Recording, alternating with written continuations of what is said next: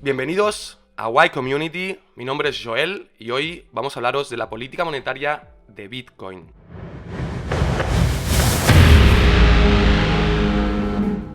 Recientemente en la comunidad hemos tenido muchas preguntas, hemos estado viendo que todos los acontecimientos a nivel mundial, tanto la pandemia como las guerras que estamos viviendo, están afectando drásticamente en la economía y estamos viviendo una de las inflaciones más grandes desde el año 85. Concretamente, salió una noticia a finales de marzo de este año 2002, llegamos al 9,8% de inflación, prácticamente un 10%. Es muchísimo. Entonces, debido a todos esos acontecimientos y a la situación que estamos viviendo, hemos creído que es necesario explicaros un poquito por encima y hacer unas pinceladas de la política monetaria de Bitcoin para que entendamos prácticamente cómo funcionan la mayoría de criptomonedas. No todas, pero la gran mayoría funcionan muy parecidas a Bitcoin. Por lo tanto, utilizaremos Bitcoin para poder explicarlo y lo compararemos con la política monetaria de una moneda fiat, ya sea el euro, el yen o el dólar. Según aumenta el tiempo, incrementa el número de Bitcoins en circulación, pero sin embargo, vemos que este valor acaba convergiendo en un punto concreto, que son los 21 millones de Bitcoins en circulación. Ahora mismo, en 2022, aproximadamente hay, si no recuerdo mal, cerca del 90%, podríamos decir, de Bitcoins minados aproximadamente. Eso equivale a unos 19 millones de Bitcoins, de los 21 totales que acabamos de decir que hay.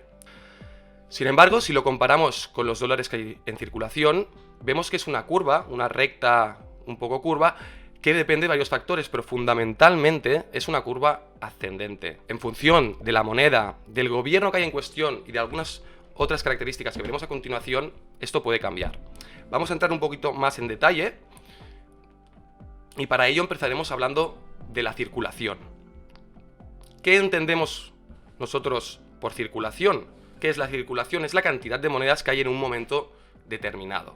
En el caso de Bitcoin tenemos una circulación limitada, está limitada a esos 21 millones de Bitcoin que llegaremos aproximadamente en el año 2040.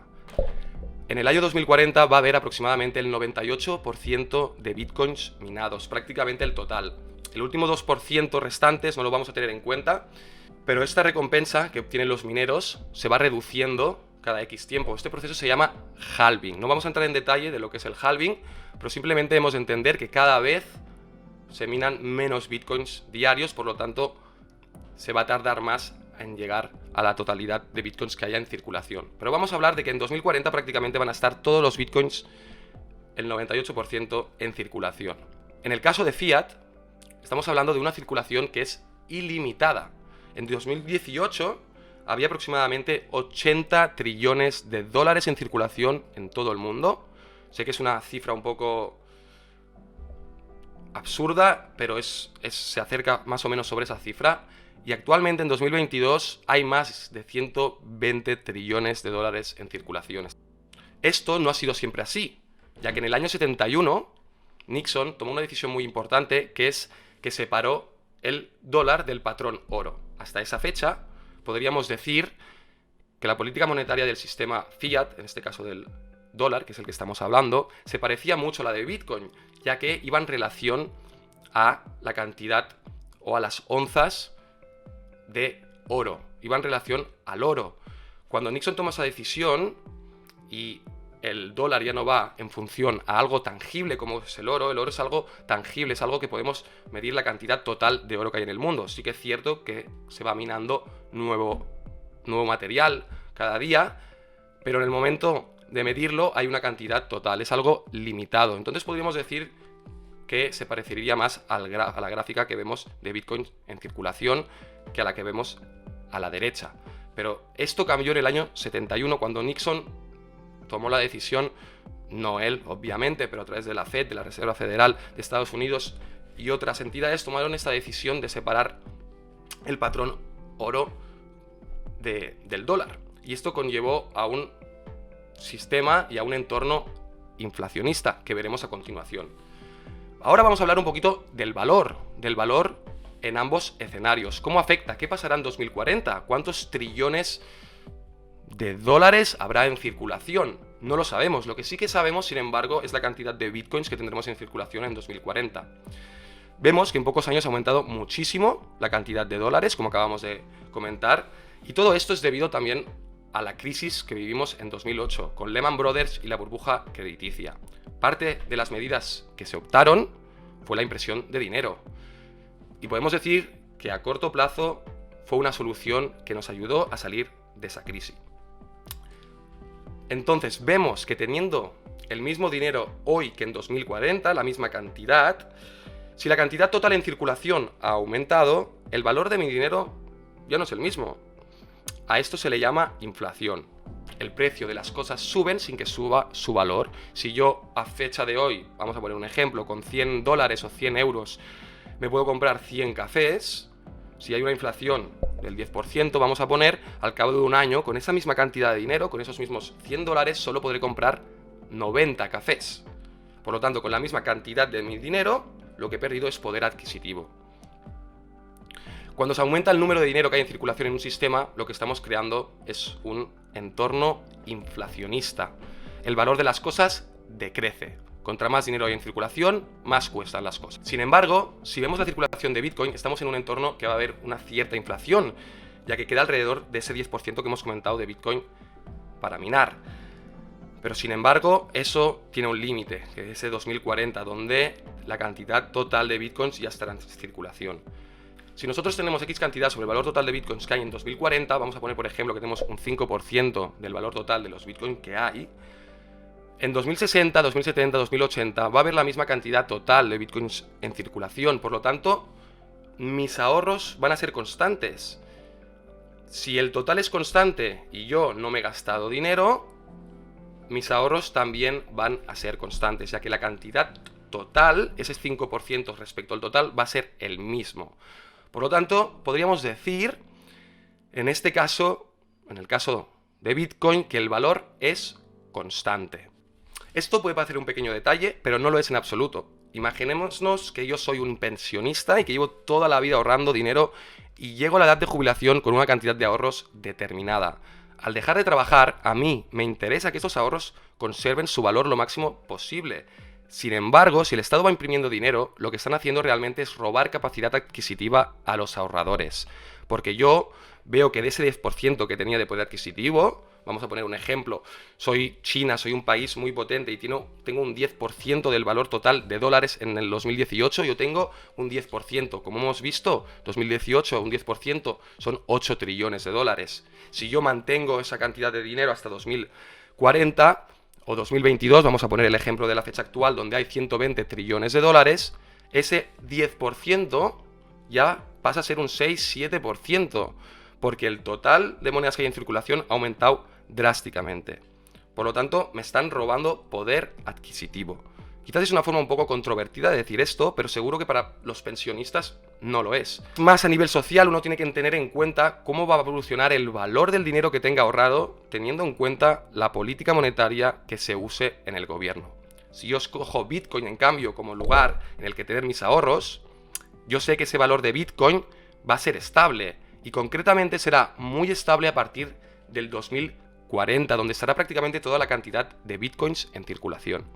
Ahora vamos a hablar un poquito del control. ¿Cómo funciona el control? ¿Quién decide la forma de tendencia de esta curva que vemos en pantalla? En el caso del dinero fiat, lo decide el Estado, a través del Banco Central. En Estados Unidos, a eso se le llama, no hay un Banco Central como tal, se le llama la Reserva Federal o la Fed, que es la que tiene la capacidad de imprimir dinero. Normalmente esto no lo puede hacer el gobierno, ya que si no tendría una tentación demasiado alta de imprimir dinero cuando tiene una deuda que cubrir. Por lo tanto, se delega a esta entidad, ¿no?, que llamamos, en el caso de Estados Unidos, la Fed, la Reserva Federal.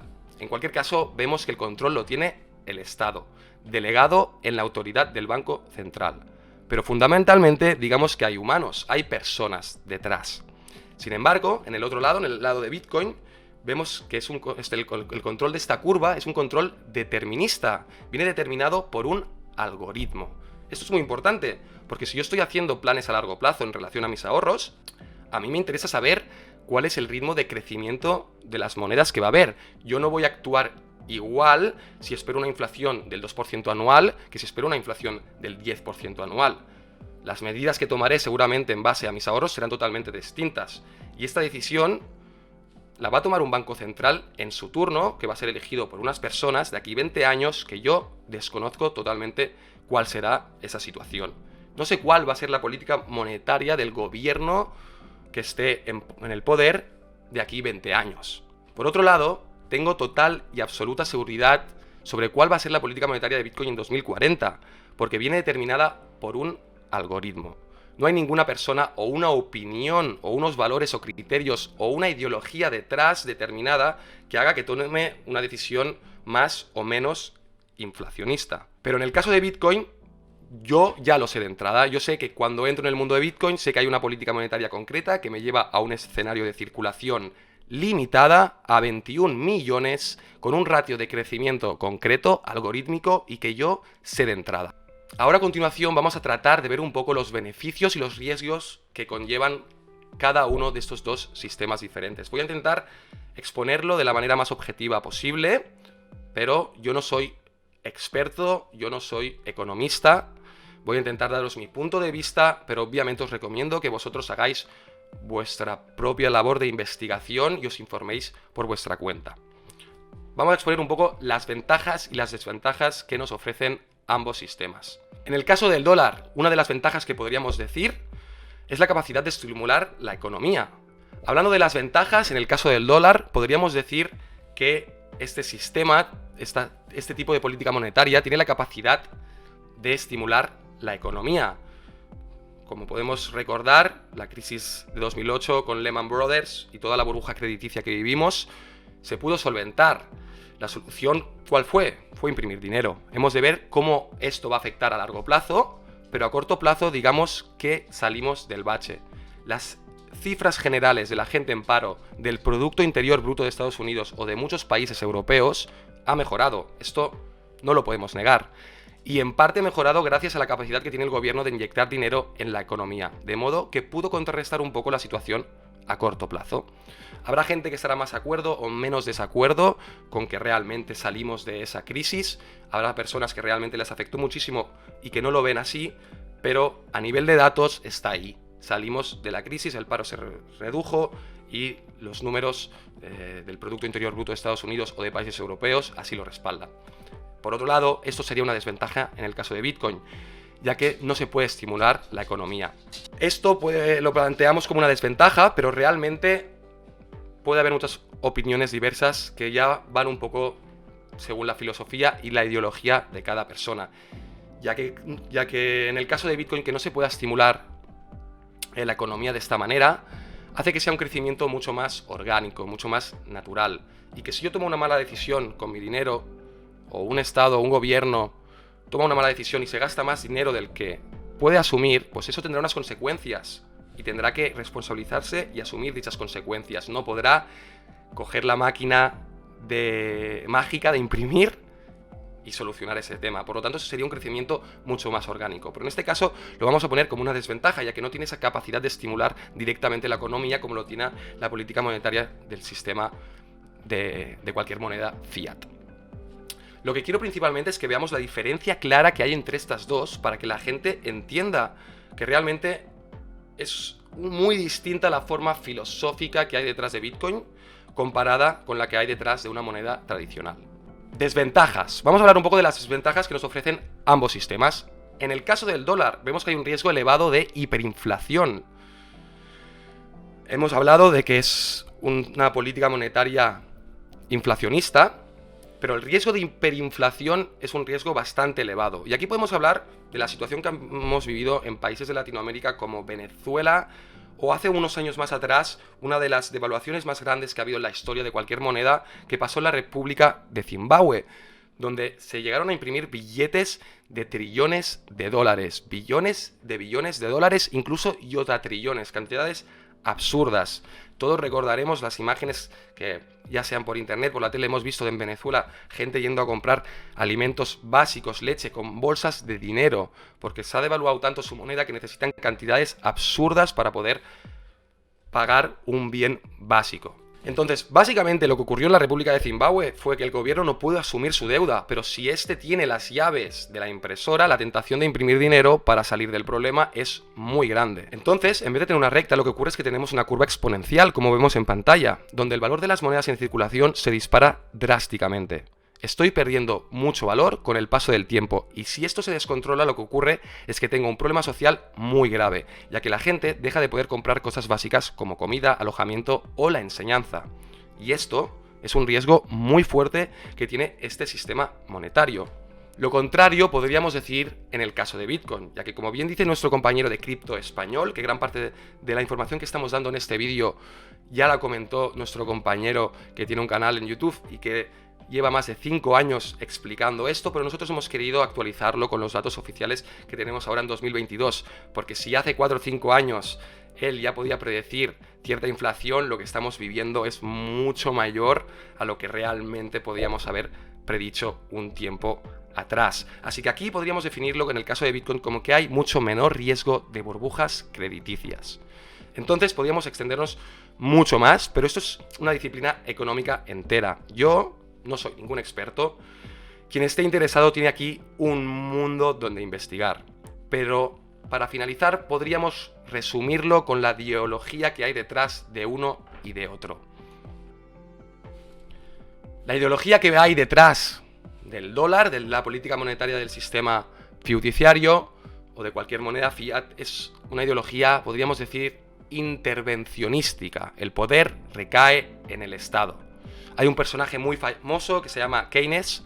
Seguramente algunos de vosotros habéis oído hablar de políticas keynesianas, que básicamente lo que nos dice es que cuando hay problemas en la economía, la máquina del Estado tiene que intervenir y tiene herramientas para actuar sobre la economía y de ese modo ayudar a la sociedad. ¿Cómo? Cambiando el tipo de interés, cambiando el flujo del dinero de la economía. Todo esto son acciones intervencionistas del Estado, que deberían resultar en una mejora para la sociedad. Lo que pasa es que cuando te metes en el campo del intervencionismo, corres el riesgo que quien haga dicha intervención no lo haga con la mayor intención posible. Y acabemos pues yéndonos a Zimbabue o a Venezuela, donde aquí no vamos a entrar en política, pero donde realmente se vive una crisis social muy grave. Por otro lado, la ideología fundamental de esta política monetaria, en el caso de Bitcoin, es libertaria, en el sentido de que a mí me gustaría que el Estado se metiera en mis asuntos, principalmente en mis asuntos económicos, lo menos posible. El Estado solo debería intervenir en las cosas que son de interés común, pero mis ahorros, el valor de estos, no quiero que nadie me los toque. Es una política común tanto en escenarios conservadores como quizás en escenarios más anarcocapitalistas. Aquí la persona más proponente es un señor austríaco llamado Hayek, y a esto muchas veces se le llama la escuela austríaca económica, que es algo muy popular entre libertarios. Entonces, como resumen final, yo creo que la pregunta que todos deberíamos hacernos no es si me quedo con fiat o me quedo con Bitcoin, sino más bien qué cantidad de mis ahorros quiero tener en un sistema o quiero tener en otro.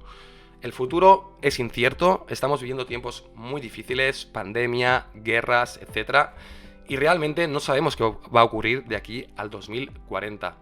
No sabremos si tendremos un gobierno dócil y el poder va a seguir estando en la sociedad, o existe un riesgo de que ciertos gobiernos se vuelvan tiránicos, que abusen de su poder y nos metan en una situación donde la gente que tiene ahorros se les robe una parte de su poder adquisitivo. No trato de convencer a nadie, pero mi opinión es que tiene sentido tener Bitcoin en cualquier cartera de ahorros independientemente del valor actual que tenga en este momento, ya que a muy largo plazo, cualquier persona que esté interesada en sus ahorros hacia 2040, 2050, 2060, creo que siempre va a haber cabida para Bitcoin, por su naturaleza totalmente diferente a la del dólar. Yo, personalmente, al construir una cartera sobre mi futuro, al no poder saber en qué escenario nos vamos a encontrar, creo que es una decisión muy inteligente poner los huevos en diferentes cestas, no apostar todo a un solo caballo ganador. Si sé que hay varios caballos en la carrera, que uno se llama dólar, el otro se llama euro, el otro se llama yen, y aparece un nuevo caballo que no tiene nada que ver, que funciona totalmente diferente, que se llama Bitcoin, en vez de apostar solo a un caballo, quizás lo más inteligente es apostar a más de uno. Y así gane quien gane, yo voy a estar protegido y sé que no me voy a quedar sin nada. Porque yo personalmente sé que Bitcoin, y considero que Bitcoin 2040 va a ser una reserva de valor monetario digital, va a ser el oro digital. Da igual cuándo valga ahora, ya que su valor puede subir a cantidades absurdas o puede llegar a valer cero. Entonces, la pregunta no es si Bitcoin o fiat, sino qué cantidad de nuestra cartera queremos tener en Bitcoin y qué cantidad queremos tener en fiat. Bueno, espero que haya sido de interés y de ayuda toda esta información que acabamos de compartir. No olvidéis darle al botón del like si os ha gustado. Por abajo podéis comentar cualquier duda que tengáis o cualquier aportación que queráis hacer. La ponéis abajo en la casilla de comentarios. Vamos a responder lo antes posible. Darle al like, suscribiros a la campanita para las notificaciones, ya que vamos a empezar a subir mucho contenido aquí en Y Community. Nos vemos en el próximo vídeo. Un saludo.